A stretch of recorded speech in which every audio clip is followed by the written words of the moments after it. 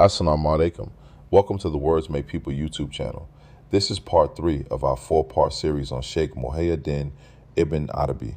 Please like, share, subscribe to the channel, and take out a membership if you have not already. Now let us begin. The Akbarian Path of Iḥsān, love, imagination, and human completeness. Ibn Adibi's spiritual psychology and the legacy of his school. With the name of Allah, the merciful benefactor, the merciful Redeemer. Assalamu alaikum. Welcome to part 3 of our study of Ibn Adibi. We now examine his teaching on Iksan, repentance, remembrance, love, self-knowledge, imagination, spiritual unveiling, human completeness, and the historical tradition that developed from his writings. Ibn Adibi did not found a formal Sufi order with a universal initiation, uniform litany, or centralized chain of leadership. The influence associated with him is generally called the Akhbarian school, from his title as Sheikh al-Akbar, the greatest master. This is an intellectual and spiritual tradition, not one single tariqah. His path begins where every sound path begins, Tawbah, repentance. The seeker turns from disobedience, heedlessness, pride, and false claims of independence. Repentance is not only regret for past actions, it is a reorientation of attention toward Allah. Zikr trains that attention. The tongue remembers through Qur'an, divine names, supplication, and prayer upon the Prophet. The heart remembers by becoming present to the one upon whom it depends. The limbs remember by obedience. When conduct contradicts remembrance, the contradiction reveals work still required within the soul. Self-knowledge is indispensable. The human being is a meeting place of body, spirit, reason, imagination, desire, anger, memory, and moral conscience. To know the self is to recognize both its poverty before God and its remarkable capacity to receive knowledge of the divine names. Ibn Adibi does not teach worship of the self. The self is a sign. Studying it discloses dependence, limitation, change, and receptivity.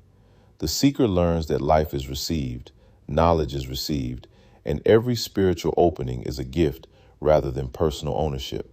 The heart is polished through repentance, sincerity, worship, service, lawful food, truthful companionship, patience, gratitude, and examination of motives. As veils are removed, the servant may receive tajalli, a disclosure of divine meaning. But every disclosure is according to the receiver's capacity. No experience encompasses Allah. This is why spiritual certainty must be joined to humility. A person may receive a real insight and misunderstand its interpretation. The experience may be sound while the explanation is limited. The Qur'an, Sunnah, qualified knowledge, and mature companionship protect the seeker from turning an opening into a doctrine of personal infallibility. Love is one of Ibn Arabi's greatest themes. Love moves the seeker toward beauty, knowledge, and union of purpose. Yet love is disciplined by adab. To love God is to love what God commands, to recognize the signs of divine beauty, and to serve creation without treating creation as the creator. His famous poetry about the heart's capacity has sometimes been read as simple religious relativism. His actual teaching is more complex. He recognizes that human beings encounter divine signs through different beliefs, symbols, and inherited forms. He warns the knower not to imprison the real within a private concept. At the same time, he remained a Muslim committed to the Qur'an, Prophet Muhammad, and the Sharia. The spiritual lesson is hospitality without confusion. The believer can recognize truth, yearning, beauty, and moral insight outside familiar boundaries without claiming that every doctrine is identical or every action equally pleasing to Allah. A capacious heart is not an empty heart. It is rooted deeply enough to meet difference without fear or arrogance. Imagination is crucial to this capacity. Human beings do not live by abstract propositions alone. We inhabit stories, images, memories, dreams, rituals, and symbols. Imagination can mislead when detached from revelation and reason, but it can also translate invisible meaning into forms the soul can grasp.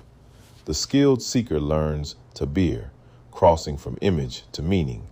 A dream is not interpreted by worshiping its surface. A parable is not understood by ignoring its words. A ritual is not completed by bodily motion alone. Interpretation crosses while preserving the bridge. Fana means the passing away of egoistic claims, not the destruction of the servant or fusion with G_D. Baqa means abiding in responsible servitude after self-centeredness has been weakened. The person returns to the world with clearer knowledge, deeper mercy, and better adab. The goal is al-insan al-kamil, the complete human being. Completeness is not unlimited power. It is comprehensive receptivity and balanced character.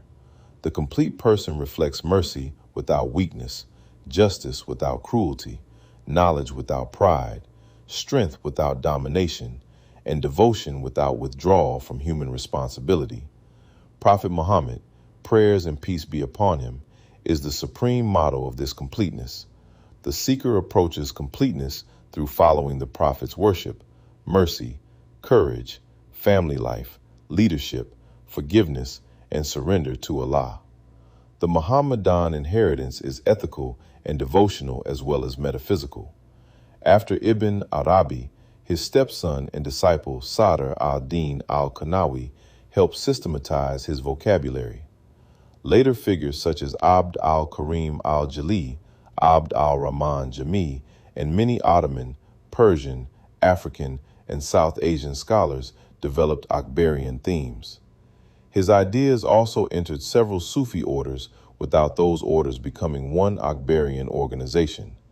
The school was never completely uniform. Some followers emphasized philosophical exposition. Others used his insights in poetry, Quranic interpretation, prayer, ethics, or theories of sainthood. Critics challenged particular formulations. Admirers sometimes overstated claims he carefully qualified. For that reason, an Akbarian approach should be measured by the principles Ibn Arabi himself considered indispensable: fidelity to revelation, humility before the unknowable essence, recognition of the divine names, respect for the prophetic inheritance, disciplined imagination, and transformation of character. The fruits of Iksan are practical. Does knowledge make the person more merciful? Does zikr reduce vanity? Does interpretation deepen responsibility? Does talk of unity increase justice toward diverse people? Does love make the servant more faithful? If not, metaphysical language has become another veil. A practical Akhbarian program would therefore remain recognizable as Muslim spiritual discipline. Guard the obligatory prayers. Recite and contemplate the Qur'an. Remember Allah with tongue and heart. Examine intentions before, during, and after action. Seek lawful provision. Serve family and neighbor. Study the prophetic character. Receive beauty with gratitude and hardship with patient intelligence. Treat dreams in unusual states cautiously. Consult people of knowledge. Refuse claims of spiritual superiority. Return every opening to worship, mercy, and responsibility. The seeker should also learn when silence protects sincerity and when truthful speech serves the rights of others. The vocabulary may be elevated, but the test remains the transformation of ordinary life. In Part 4, we will place Ibn Arabi in intellectual conversation with Imam W. Muhammad. We will compare their approaches to Quranic language, signs, human nature, divine transcendence, imagination, interpretation, human excellence, religious diversity, and community life. Please like, share, subscribe to the channel, and take out a membership if you have not already. May Allah polish our hearts, discipline our imagination, and make knowledge a servant of worship and mercy. Assalamu alaikum.